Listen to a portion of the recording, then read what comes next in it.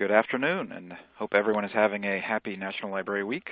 I'm Joel Franklin, and welcome to JLG's Stars So Far webcast. From a picture book writer turned novelist to a recipe book for zoos, JLG's selections continue to garner accolades.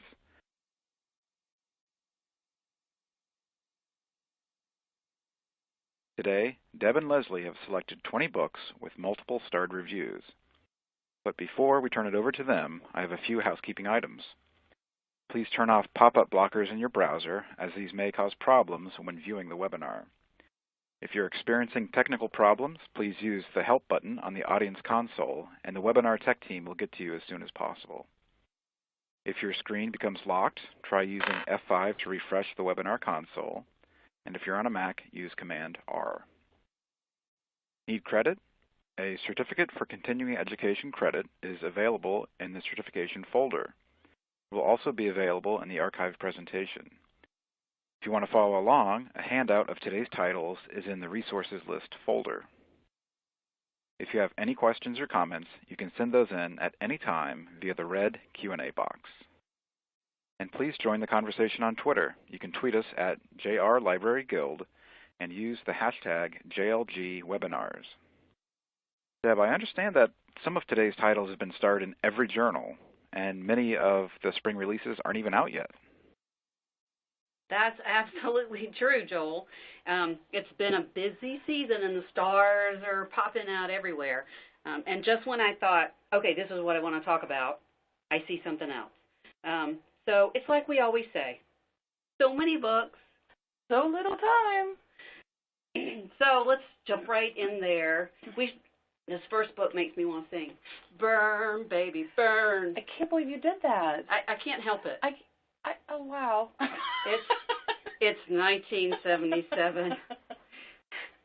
It's 1977, and Nora Lopez lives in New York, which is a terrible time to be in New York in the summer of 1977, because not only is she struggling with not having enough ends meet for her mom to pay the rent, her brother Hector has gone way off the deep end, and it's also the summer of the son of Sam. And so just when she meets Pablo, who's so handsome, and she's got her first job, and things might be on the up and up, now they're afraid to even go out because girls are being killed. It was a scary time, It was a very scary time. And then there was the whole blackout, and places were burning. And so this is, I'm sorry to say, for those of us who are of that age, but it's an historical novel that will grip you from the first page. Meg Medina's Burn, Baby, Burn. And talking about gripping you from the very first page, so hang on to your hat, readers, as you delve into this compelling mystery. Every story needs a hero. Every story needs a villain. Every story needs a secret. 2 girls, 1 boy, 1 summer, 1 bad thing. What really happened? Someone knows. Someone is lying. This book has 3 points of view. It's hard to decide which character to root for and which one to hate. Absolutely. And at times I'm rooting for all of them, and at times I'm hating all of them. It takes you on this wild roller coaster ride. When it stops, you shake your head and ask, what the heck just happened? It messes with your mind. I highly recommend this psychological thriller for audiences that are mature enough to handle the content. All rise for the Honorable PERRYT.COOK by Leslie Connor. Flipping pages. Teeny tiny Surprise, Nebraska. Big Ed is about to tell it again. He greets all the new ones. He sits them down, tells them about the place, and gets to know them as quick as he can. Being a welcomer is part of his work at Blue River, which is the biggest thing you'll find in the teeny tiny town of Surprise, Nebraska. Big Ed asked, "Are you from around here?" The new resident shakes his head no. He sets his dinner tray down across from us. The answer is almost always no, because Surprise is a long way from most places. And it turns out that they're actually at Blue River Co-ed Correctional Institution in Nebraska, and PERRYT.COOK has spent his entire 11 years of life being raised in this correctional institution. His mom lives down the hall in a jail cell. Wow. Yes. And just as she's about to come up for parole, suddenly the district attorney finds out about Perry, and he thinks, it's not right. This child should not be raised in a jail, and he's getting Perry out. Oh. And so your heart hurts, and suddenly the DA is the bad guy, and it really is a different kind of look. I don't know of any other book where we're going to find out what life is like on the inside and the difficulty it is for him to make that transition. But you will love PERRYT.COOK, and you will clap your hands when it's over. Well, I'm kind of in love with the Fletcher family. The Fletcher Family Takes Rock Island by Dana Levy is a companion to the misadventures of the family Fletcher. The Sam Jacks, Eli, and Frog Fletcher have returned to their favorite summer vacation spot. And I'm telling you what, when I was reading this, it just kept bringing back memories of our family vacations to Florida. Now, they get to go and spend the whole summer on Rock Island, where I only got to spend a week, but that's okay. I'm not bitter or anything. So they've come back to Rock Island where time kind of stands still. And that actually is on the welcome sign when you come to Rock Island, which implies that things don't really change. But this year, everything has changed on Rock Island. First of all, there's this huge fence that surrounds the public open lighthouse that is closed now and is up for sale. And the kids are all very annoyed by that. Second, they have new neighbors with 2 kids that have the potential. Talk about being annoying. Third, there's this weird artist. His name's Chase, and he lurks around the island in these ugly green shorts, but he never really seems to be painting. And fourth, the island now has an ice cream truck. Not such a bad change, I don't think. But the expectations of recreating the special magic from the previous year are high for the Fletcher family. But with all the changes happening on Rock Island, can they recapture that magic?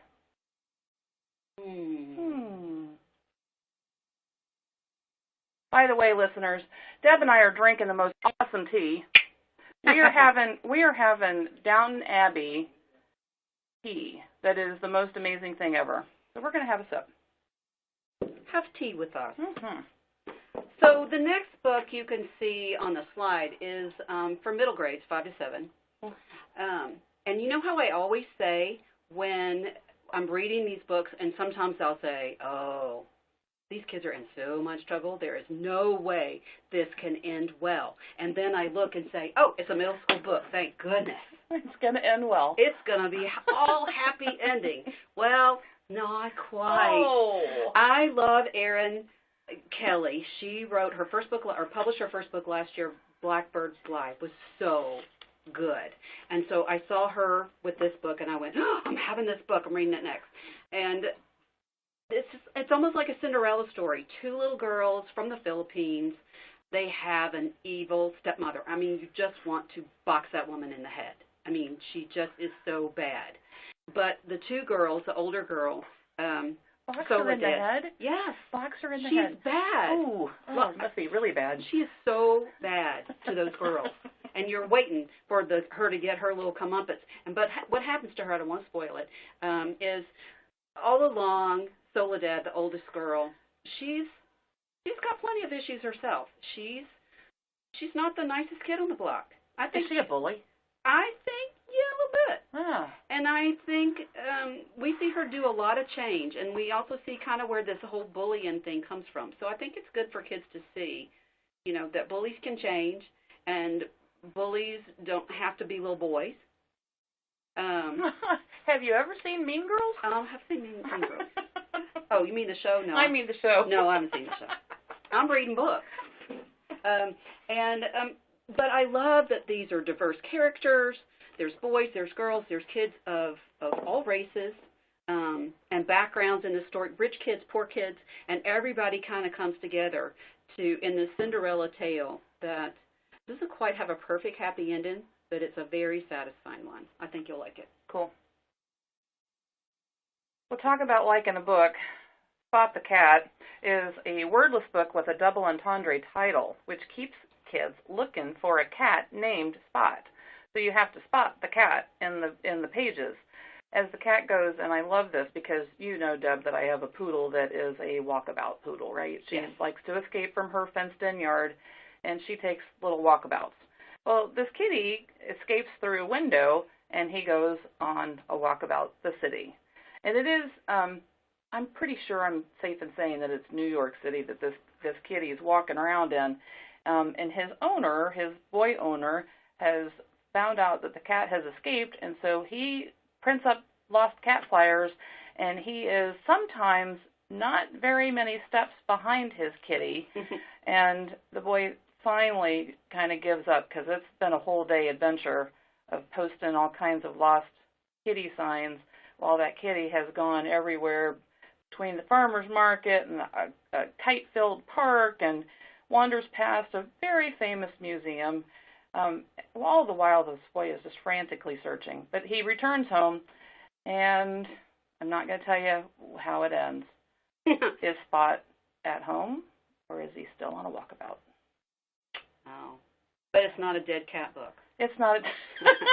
No kitties have died in the making of this book. No, but you may spend a lot of time poring over the pictures.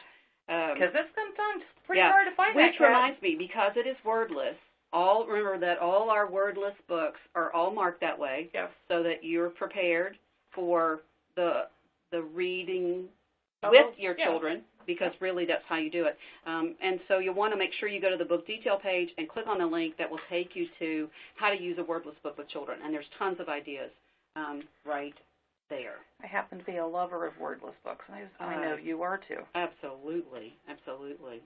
All right, so who has seen the musical Chicago? Me. And who has seen the musical Newsies? Not me. I've seen it so many times.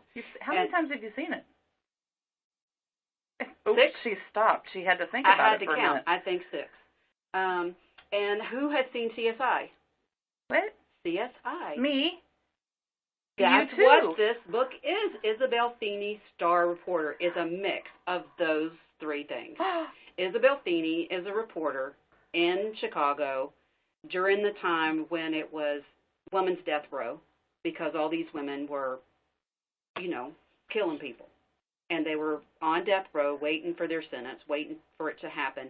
Well, in this story, Isabel is a newspaper reporter, and she also sells. She's a newsie. She sells newspapers on the corner, when one day one of her regular customers, Miss Giddings, who is engaged to a guy who turns out to be a mobster. Ruh-roh. Yes, surprise! And but they turn down an alley, and he's shot. The police think that Miss Giddings did it, and Isabel is sure she did not. So between her meddling and her new friend, a real Star reporter, Maud Collier, she's determined to get to the bottom of this. And so in the course of all that, she meets the daughter of the mobster, Flora, and the son of the woman who's accused, Robert. And we meet all these other characters, and so it's a very messy stew to figure out who killed him. She becomes an investigative journalist. She does become an investigative journalist. And so I did a little digging, and then I found out that the whole movie, Chicago, the play Chicago, was written by a reporter. What? Who was covering the death row murders. Yep, so now I need to watch it again. Incredible. I know. Well, something that I thought was kind of interesting is, a year ago I had to spend a lot of time in New York City, and I am not fond of the subway. I will tell you that, and any readers that are in New York City, I apologize. I'm going to tell you, though, back in the 1860s, New York City was the greatest city on earth, and I'm sure y'all still think that that's the case. However, back in the 1860s, it was also very crowded, which still is. It is not dirty and disgusting like it was back then with garbage-filled streets. There were streets that were filled to the brim with people and animals always trying to get somewhere. The traffic was in a crisis in New York City. And lots of people talked about ideas to make the traffic crisis better, but no one did a thing, except for this lovely man called Alfred Ely Beach. He was a thinker, and he came up with an idea and became a doer. He wondered if he could build an underground train that was powered by an enormous fan. Think about that for a minute. Beach overcame great roadblocks. I put that in there special. To build his underground train. It turned out that he built this tunnel that was 8 feet across and 294 feet long, big enough to hold a train full of people along Broadway. Alfred Ely Beach had succeeded in building the first pneumatic train, and for 25 cents a person, you could travel in the train without being exposed to all the elements above ground. Awesome. I know. Beach's success didn't last for very long, though. By 1874, the train was closed and it was shuttered. It was nearly 42 years after Beach unveiled his train that another underground train project began, which is the subway system in use today. I love the art in this book. I think we talked about that for just a quick minute. This is done by Red Nose Studio, and a description of how the pictures and the illustrations are created is on the reverse of the paper jacket. Deb's holding it up for you all to see. I'm sorry that we don't have video. It's not to be missed. Red Nose Studio has done other books that Junior Library Guild has selected, and I love the fact that that art is recreated, or how they create the art is on the reverse of the paper jackets. Don't we want to talk about Live Binder about right now? We absolutely do. I thought we might. We do, yeah, because for all the books that Leslie and I talk about, we add them to livebinders.com, to our JLG Book Talks to Go for every span. And so when I was doing the Secret Subway, it was kind of like, Secret Subway. I went down this rabbit hole, and there are so many awesome things about this whole story. So I guess when Shanna, she lives in New York now, so, you know, she did lots of research. And if you're listening, I'm sorry, I don't like New York City. But we love you, and we love this you. book. And so I found lots of the resources that she mentions in the back. Yes. I have added those as active links in the Live Binder, and I found like newspaper articles that have pictures, so you want to be sure you go to Live Binders and find that. And the link to that is also on the handout, which you can print out right now if you're watching live, or you can find it in the resource folder if you're watching it taped, and it will be on the website as soon as we finish today. So, the bitter side of sweet. Aww. And a whole other end of the spectrum is it might make you think twice about your chocolate. Yes, because some of the things that we love the most are not brought to us in a very great way.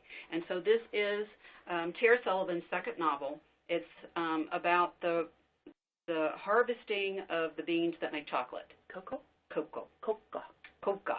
And it's about two boys who live in Africa, and they were mistakenly told that they were going to be paid a salary to work on this farm and harvest these things. But they are not fed well. They're chained into their huts every night. And then all of a sudden this girl shows up, and she is a wild cat. She obviously does not want to be there. We later find out that she got kidnapped, and she's been put there kind of to be in hiding.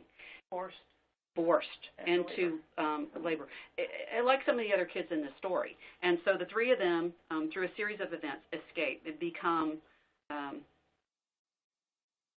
what's the word? They become fugitives. Collaborative fugitives. Okay. Right. And so they are trying to get away and get home where it's safe, and even home is not safe. Yeah, I mean, it's really... It will make you think. And there's a lot of great resources in the Live Binder about this book, too. You know, I'm one of those weird women that doesn't really like chocolate so much, but maybe that's a good thing. Kind of like diamonds, right? Well, yeah. Not so much a girl's best friend. No, you got to know where your stuff comes from. Yeah. Right. Well, The Passion of Dulce is one of those books that will either leave you drowning in a puddle of your own tears or, well... Let's just leave it there. This book is set in the 13th century in France during, or right beyond a Catholic crusade. And this is about the religious persecution of a young girl who is a mystic. She believes that Jesus is her beloved. He speaks to her as he does to no other. She is compelled to talk about her conversations with other citizens in France, which angers the Catholic Church, and inquisitors are sent to question her. And when she refuses to stop doing what she's doing, she is sentenced to burn as a heretic. They capture her mother, and as they're both being led to the flames, the fire, they take the mother first and throw her in, and Dulce is either let go by someone or maybe by divine intervention, and now she's on the run through the countryside in France. She meets a young gal by the name of Botel, and Botel and her sisters live in a seaside town and run a tavern. Botel supplements their income by arranging marriages for the local townspeople. The oldest sister runs the tavern, and the youngest sister is a palm reader, which could also have labeled her as a heretic, but strangely enough, that is not really explored in the book. The girls protect Dulce for as long as they can, but she's being hunted, actually rather zealously, by an overeager friar and a knight that want to bring her to justice. This book has historical note, glossaries, and additional reading provided at the end of the book. It is very deep, and it's an intense historical look at the 13th century. It was amazing, and the back matter is tremendous. And I read that Julie researched that whole time period for 2 years before she wrote it. And it shows. It yeah. shows in her book. And interestingly enough, the starred, it got a star in, well, it got lots of stars, but it got in particular at School Library Journal. She calls it Barry's latest is a must for middle and high school libraries, and it was recommended starred by a librarian at a Catholic school, which I wasn't sure what they would think about that. But well, I have talked to history. We have to know Catholicism, so we don't make the same mistakes, right? Yeah. As long as we study our history, right. Yeah. Well, and speaking of history and past, remember how last year Neil Shusterman's book about schizophrenia, Challenger Deep, and it was a true story of his life, his son's life. Yep. And so our next book, The Memory of Light, is Francisco Stork's. It came from his own life, because when he was at Harvard University, he found himself a victim of a suicide attempt. Oh. Yeah, bless his heart. And so he learned that he had depression. Oh. And so he wrote this story so that Vicky's story would make it easier for young people to recognize depression. Because Vicky lives in, she's a Hispanic girl who lives in a wealthy house. Her parents have, a lot of money. She can have everything she wants. She goes to a great school. She's got all the support, but she's not happy. And she doesn't really know why she tries to kill herself. But she gets sent to a facility where she meets 3 other people who have other mental issue problems. And between all of them and her new doctor, she kind of works through it. But he also gives lots of resources to help kids who might have depression or thinking about suicide. So I think it's an important book. And there's also a discussion guide that a teacher has written that will help you if you want to use this for a book club book. Hey, speaking of that and the memory of light, I hope I'm not misspeaking about this, but Francisco Stork's daughter, along with a friend of hers from college, developed an alternate light source. They were on Shark Tank. They're one of the great successes from Shark Tank. Seriously? Yeah. Huh. It's kind of a cool story. Horrible Bear by Amy Dickman is also one of those really cool little stories. Horrible Bear is the story of a girl who's out flying her kite, and it lands in a bear's den while he's taking a nap. And he's having a perfectly lovely nap, and you turn around and sometimes things go crunch. They're not supposed to go crunch, but they go crunch. The bear kind of wakes up a little bit because that little girl is on him, and she's saying, "Horrible bear, horrible bear." And she stomps all the way down the mountain, and she's yelling, horrible bear," all the way down until she gets to her home, and she's kind of stomping around in her house. She needs a nap, and she's saying, horrible bear," and then something happens, and she has an accident and snaps the ear off of a bunny. And then she realizes that maybe accidents actually happen. Meanwhile, back in the den, Bear is becoming horrible because he's been awakened and he's upset and indignant and he's thinking, I wasn't horrible, but I'm going to get horrible, and he's seeking revenge now. And he stomps his own way all the way down the mountain to the little girl's house, and when he gets ready to knock on the door, she opens the door and she says, I'm sorry. And then the two of them are on a mission, and it's quite cute the way it ends. I loved it. Solving the Puzzle Under the Sea. It's 1948, and women are not scientists. Women don't go on ships. That's bad luck. Yeah. But Marie wants to be a scientist. She wants to study the ocean. She wants to study the ocean floor. And she is the one, true story, that maps the ocean floor and helps discover the continental drift. Oh. It's awesome. Awesome. Women are pretty smart, given an opportunity. And yes, and it's written by Robert Burley and illustrated by Raul Colon, and it's just beautiful. Fantastic. Yep.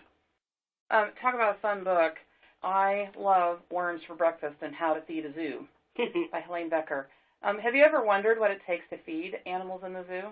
I know what it takes sometimes to feed the salespeople upstairs on the sales floor.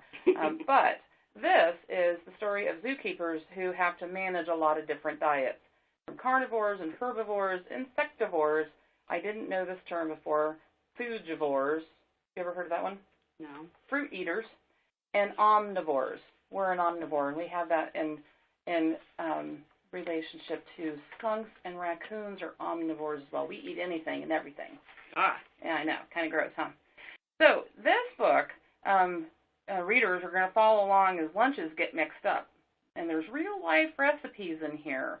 And we got to figure out which animals eat which lunches. And along with that, there's interesting facts, conservation tips,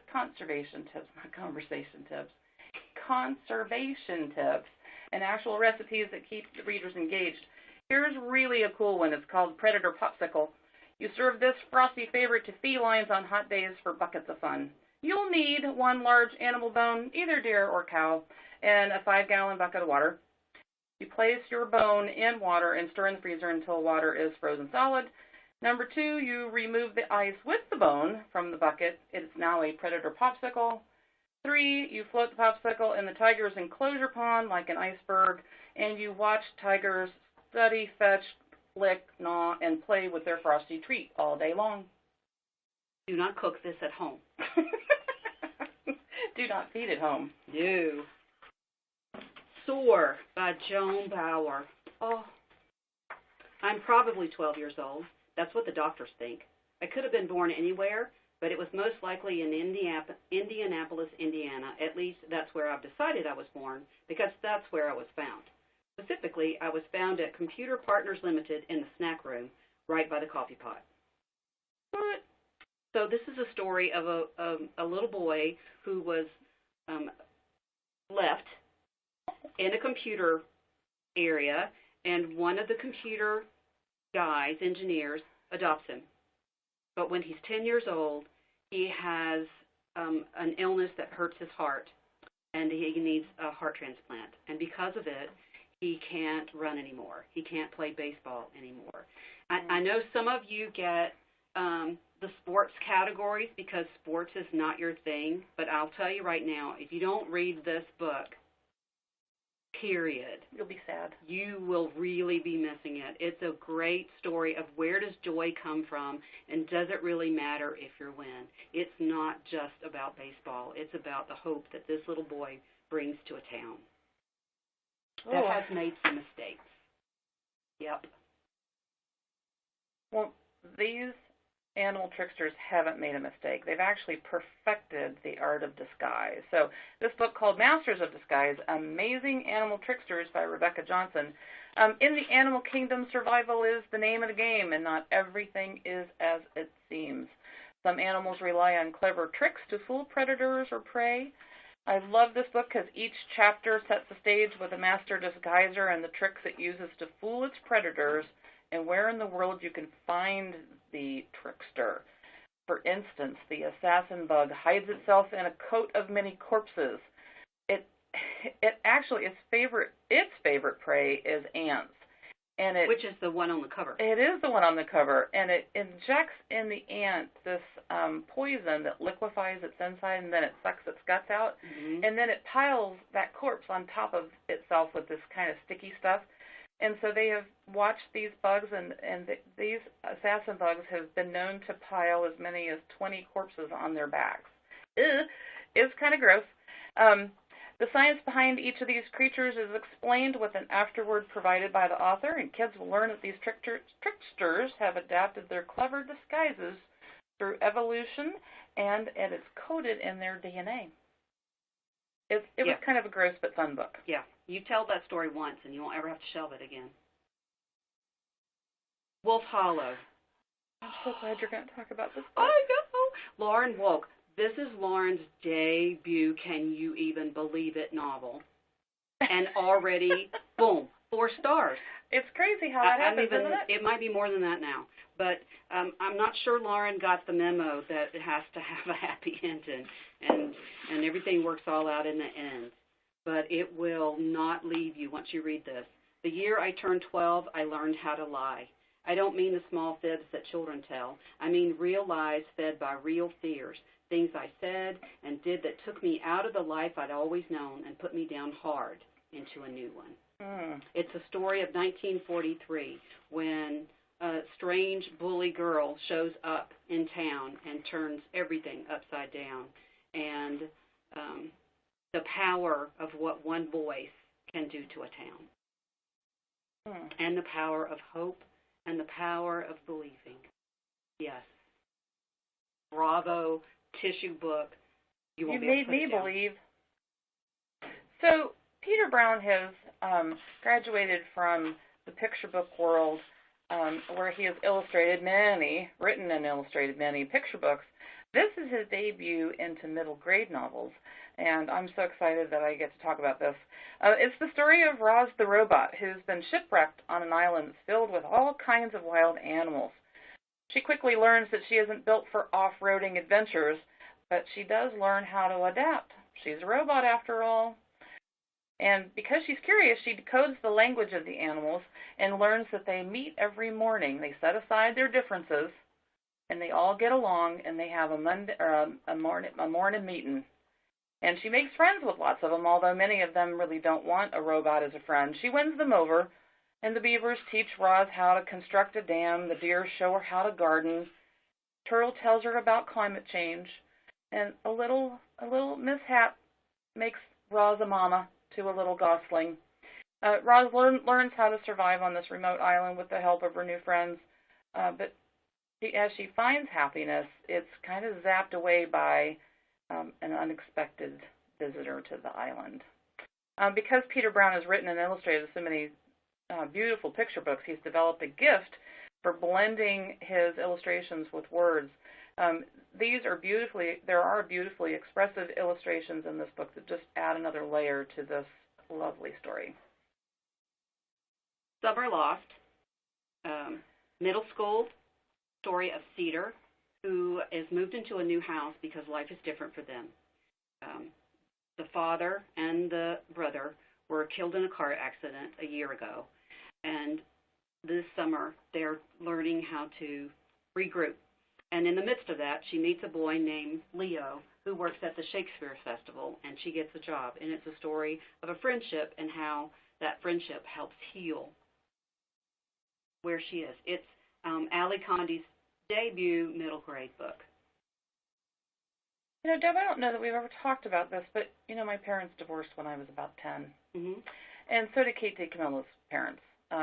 Her father left their home, and so this story has lots of emotion and feeling for her as we deal with the story of Raymie Nightingale. It is a coming-of-age story with these serious childhood issues. I can still remember it and carry the pain of that from, that's been a few years ago. Raymie's father has left to carry on an affair with a dental hygienist, and Raymie is desperate to get him back to the family. So she decides that she is going to compete in the Little Miss Central Florida tire competition, and she's going to win and make him proud of her again, so he'll come home. She decides to undertake baton twirling lessons, which is something Kate DiCamillo decided to do because she competed in a pageant, too. Oh, cool. I know. I thought that was kind of an interesting little twist in this book, too. While she's attending her very first baton twirling lesson, Remy meets two other girls, Beverly and Louisiana, who both also have some serious family issues that are going on. They kind of develop this pact and a friendship. Each of these girls is in the same competition, but they all have different reasons for being in the competition. They end up supporting each other through all the adventures in their quest to restore the normal to their young life. It's a beautifully written book. Yes, it is. And so we're out of time, but if we had more time, Leslie would talk about these. You could talk about them in June. I could talk about them in June? Yeah, because in June we're going to geek out over some of our favorite books that we haven't talked about. I forgot we were going to do that. Yeah, like Thunder Boy. I'm for sure claiming Thunder Boy. All right. And Wet Cement and some of these others. Yep. We'll fight it out between now and then.